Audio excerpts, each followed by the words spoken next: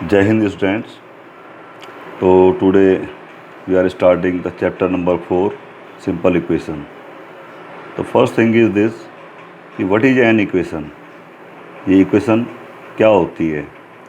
तो an equation is an algebraic expression that contains of is equal to sign.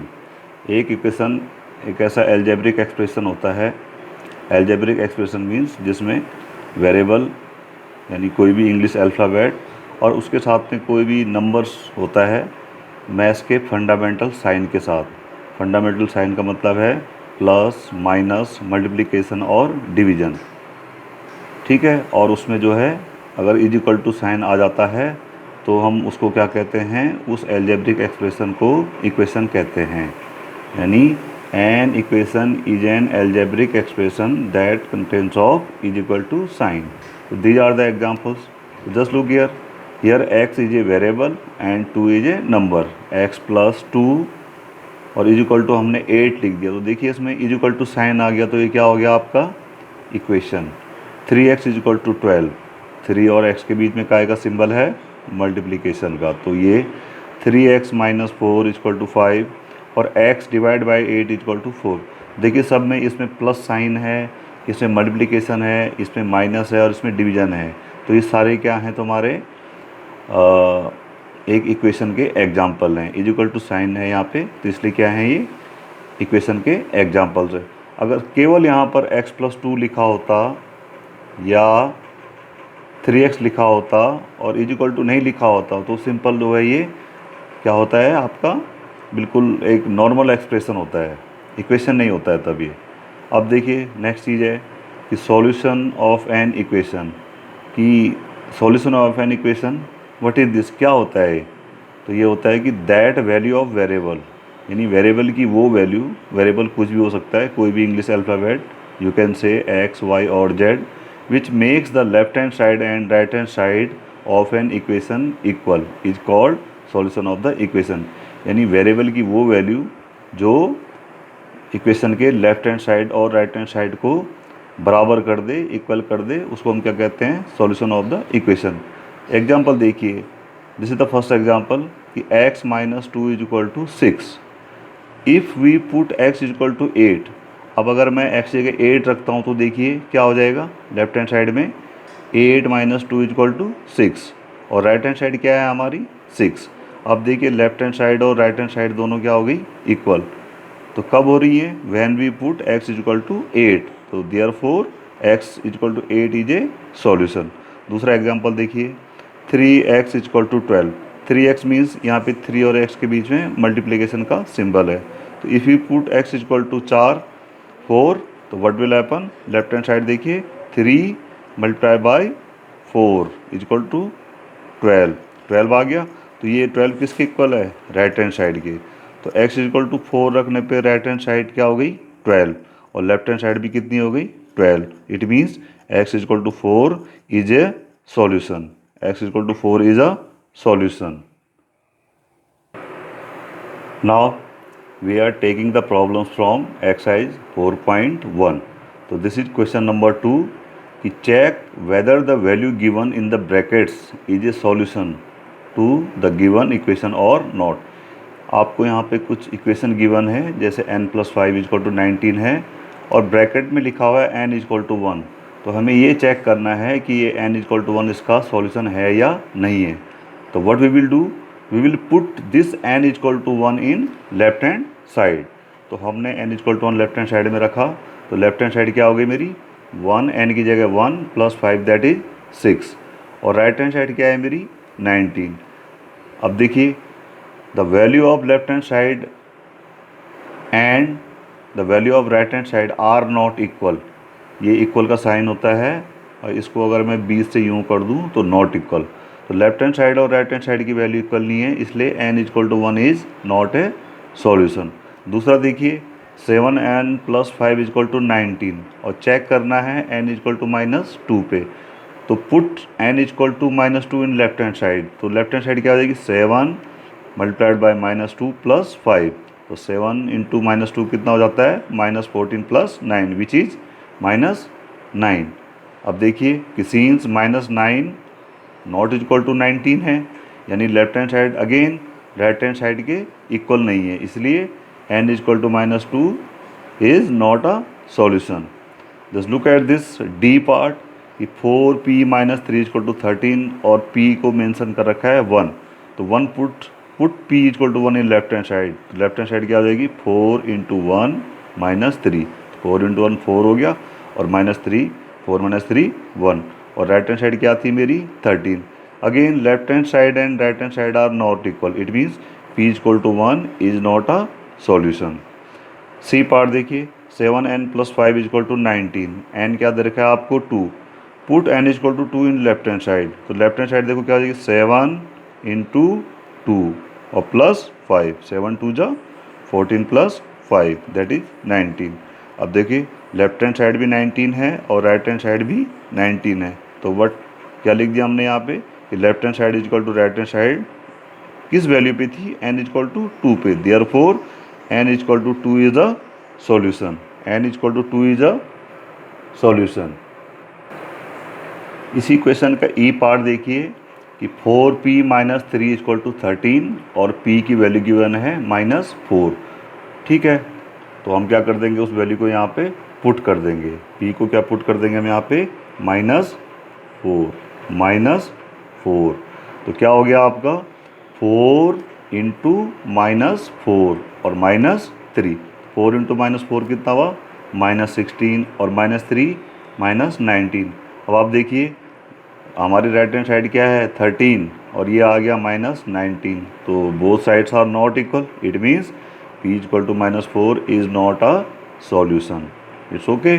Now this is the F part कि 4p - 3 equal to 13 and the value is given p equal to 0, तो put p equal to 0 in the left hand side, so what will become the left hand side 4 multiply with 0 - 3 that is 0 - 3 और 0 - 3 कितना हो गया -3, तो left hand side हमारी -3 आ गई और right hand side क्या थी 13। Again both sides are not equal, it means p equal to 0 is not a solution, p equal to 0 is not a solution. Now just look at question number 3 कि solve by trial and error method, trial and error method.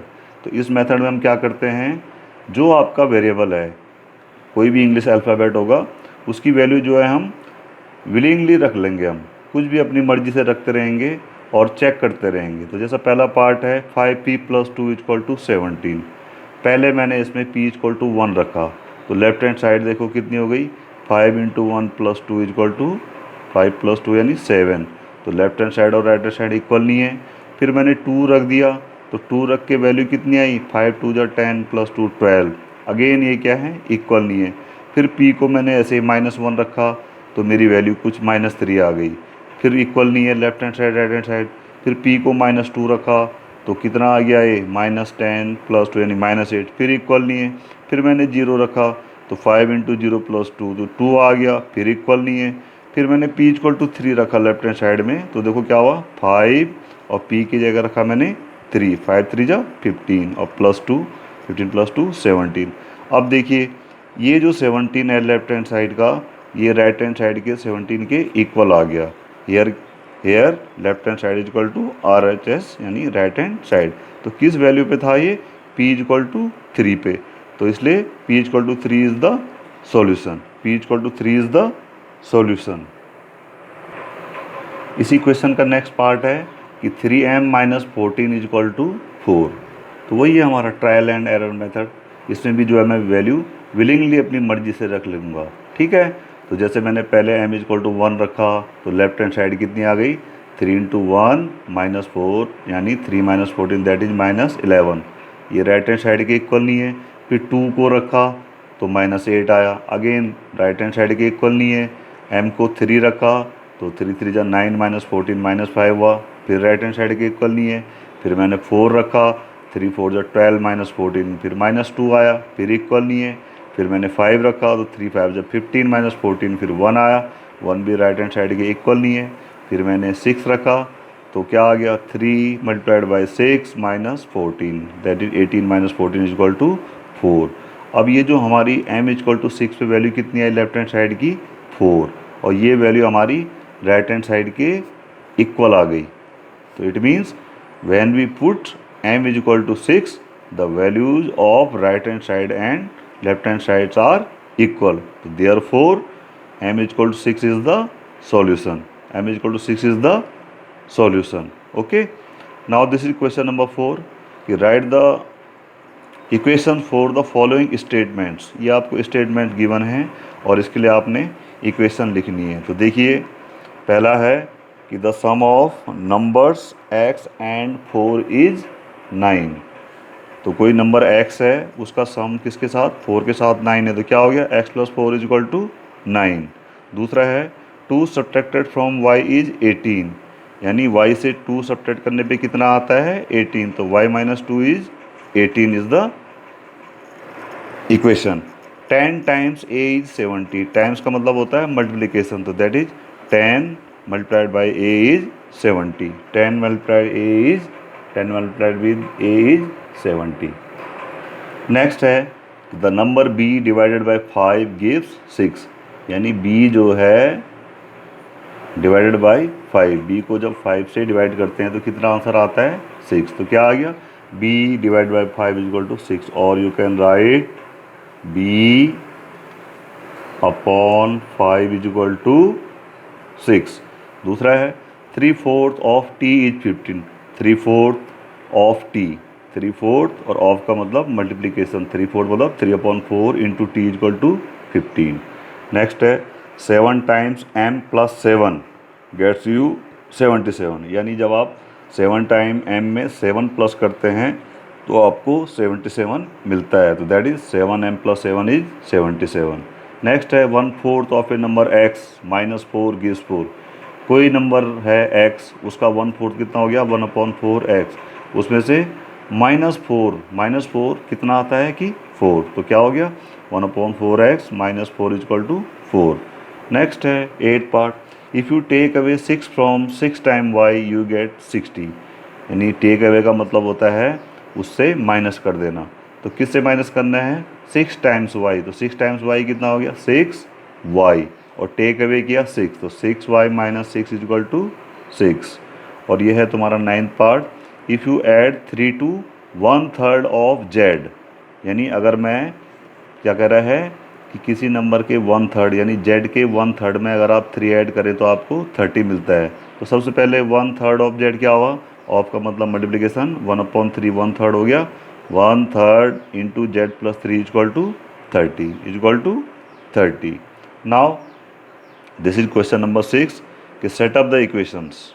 तो पहला part ये है कि Irfan says that he has 7 marbles more than 5 times the marbles Parmeet has.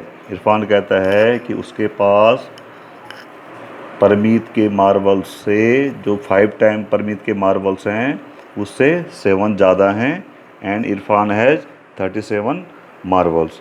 Irfan कहता है कि उसके पास परमीत के जो मार्बल हैं उसके 5 टाइम्स से 7 ज़्यादा मार्बल हैं। तो जस्ट लुक हियर, तो हमने क्या किया, हमने लिखा let the number of marbles Parmeet have, कितना x, और इरफान के पास जो मार्बल हैं वो कितने हैं 37। तो इरफान कहता है कि मेरे पास परमीत के जो मार्बल हैं उसके 5 टाइम्स से 7 ज़्यादा हैं, तो ज़्यादा मीन्स प्लस, तो that is 5x plus 7 is equal to 37। Next है the third part, the teacher tells the teacher tells the class that the highest marks obtained by a student in her class is twice the lowest marks plus 7 and the highest score is 87। Teacher कहता है, class से कहता है, पूरी class से कहता है कि जो highest marks obtained by student है, जिस बच्चे के हाईएस्ट मार्क्स हैं उस क्लास में वो क्या हैं, is twice the lowest marks plus 7, वो लोएस्ट मार्क्स के ट्वाइस यानी डबल से, लोएस्ट मार्क्स के डबल से 7 ज़्यादा हैं, और हाईएस्ट स्कोर कितना है कि 87। तो हमने लिया लेट द लोएस्ट स्कोर क्या है आपका x, तो इसका डबल कितना हो जाएगा 2x, और 2x प्लस 7 किसके मार्क्स हैं आपके, जो आपका हाईएस्ट स्कोरर है, तो दैट इज 87, तो यानी 2x + 7 क्या है 87। Okay. Fourth part, in an isosceles triangle the vertex angle is twice either base angle, कि किसी आइसोसेलेस ट्रायंगल में जो वर्टेक्स का एंगल है वो either of the base angle, यानी एक बेस एंगल का, किसी भी एक बेस एंगल का क्या है डबल है। तो इसके लिए इक्वेशन लिखनी है। तो देखिए, this is isosceles triangle, this is an isosceles triangle ABC। तो इसमें ये जो एंगल होते हैं दोनों, this angle B and C, they are called base angles. और ये दोनों कैसे होते हैं इक्वल। कैसे एंगल होते हैं ये इक्वल, ठीक है, आइसोसेलेस ट्रायंगल में। और ये जो ऊपर वाला एंगल है that is called vertex angle. It's okay. अब हमने क्या किया कि let the base angle B = x, B को मैंने क्या ले लिया x। और अभी मैंने क्या कहा कि बेस एंगल्स क्या होते हैं आइसोसेलेस ट्रायंगल के इक्वल, तो इसलिए एंगल CB क्या हो जाएगा x, एंगल CB क्या हो जाएगा x। और क्वेश्चन कह रहा है कि vertex angle is twice either base angle, की जो वर्टेक्स एंगल है वो बेस एंगल का डबल है। तो बेस एंगल क्या है आपका x, तो इसका डबल कितना हो जाएगा 2x। तो मेरे पास क्या आ गया, let the angle B is x, therefore angle C is x, और वर्टेक्स एंगल A क्या हो जाएगा 2x। अब देखो, हमें पता है कि ट्रायंगल का एंगल का सम कितना होता है 180 डिग्री। तो therefore angle A + B + C = 180। ये क्या चीज़ है, ट्रायंगल्स एंगल सम प्रॉपर्टी। तो देखिए एंगल A कितना है मेरा यहाँ पे 2x, बेस एंगल A कितना है x, और ये कितना है x। तो 2x + x = 180। 2x और x का मतलब सिंपली है, x का मतलब हो गया आपका 1x। और सपोज x इज ए बनाना, तो क्या हो जाएगा देखो, 2 बनाना + 1 बनाना + 1 बनाना, तो 2 बनाना, फिर एक और बनाना, फिर एक और बनाना, दैट इज 4 बनाना। तो ये कितना हो जाएगा 2x + x + x, 4x = 180, 4x = 180। What is the meaning of x, x का मीनिंग है 1 × x। Now this is the homework for you, exercise 4.1, that is question 1 and 5 and 6 question second part. So this is the homework for you, and the next part of this chapter will be published on 13 May। 13 May। तो आपको इसको जो है इन 2 दिनों में complete कर देना है, ठीक है। और 13 को हम इसका जो है दूसरा वीडियो डालेंगे, और बिल्कुल टाइम लिमिट में इसको फिनिश कीजिए। इट्स